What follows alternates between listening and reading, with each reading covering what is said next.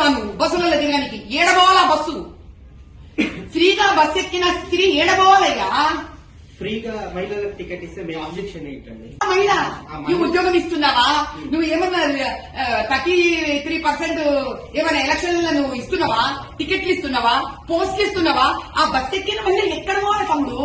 Tiffin డబ్బా కట్టుకొని తిరిగి ఇంటికి రావాలా? మహిళలు బయటికి వచ్చి ఉపాధి కల్పించుకొని ఏ ఉపాధి? నువ్వు ఉపాధి కల్పించాలి కదా వాళ్ళకి. నువ్వు బస్సు ఇచ్చి ఉపాధి ఇవ్వద్దు.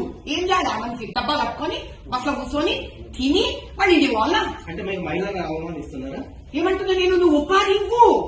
ఫ్రీ బస్సు ఇచ్చినందుకు ఆ డబ్బా పట్టుకొని ఏడ పోవాలని? ఆ బస్సు ఏడ ఆగాలి? ఏ బస్ స్టేషన్ లాగా బస్సు?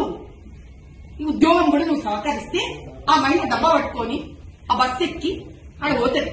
సరే, నీకు ప్రజావాణి కూడా రావట్లేదు. ఇప్పుడు ఫ్రీ టికెట్ ఇస్తావా నువ్వు బస్సులలో తిరగడానికి? ఏడబోవాలా బస్సు? ఫ్రీగా బస్సు ఎక్కిన స్త్రీ ఏడబోవాలయ్యా? ఫ్రీగా మహిళలకు టికెట్ ఇస్తే మీ ఆబ్జెక్షన్ ఏంటండి? మహిళ నువ్వు ఉద్యోగం ఇస్తున్నావా? నువ్వు ఏమన్నా 33% ఏమైనా ఎలక్షన్లలో నువ్వు ఇస్తున్నావా? టికెట్లు ఇస్తున్నావా? పోస్టులు ఇస్తున్నావా? ఆ బస్సు ఎక్కిన మహిళ ఎక్కడ పోవాలి తమ్ముడు? టిఫిన్ డబ్బా కట్టుకొని తిరిగి ఇంటికి రావాలా? మహిళలు బయటికి వచ్చి ఉపాధి కల్పించుకొని ఏ ఉపాధి? నువ్వు ఉపాధి కల్పించాలి కదా వాళ్ళకి. నువ్వు బస్సు ఇచ్చి ఉపాధి ఇవ్వద్దు.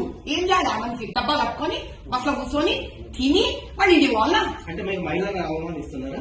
ఏమంటున్నా నేను? నువ్వు ఉపాధి ఇవ్వు. ఫ్రీ బస్సు ఇచ్చినందుకు ఆ డబ్బా పట్టుకొని ఏడ పోవాలని? ఆ బస్సు ఏడ ఆగాలి? ఏ బస్ స్టేషన్ లాగా బస్సు? ఈ ఉద్యోగం కూడా నువ్వు సహకరిస్తే ఆ మహిళ డబ్బా పట్టుకొని ఆ బస్సు ఎక్కి ఆడ పోతుంది. సరే, నీకు ప్రజావాణి కూడా రావట్లేదు.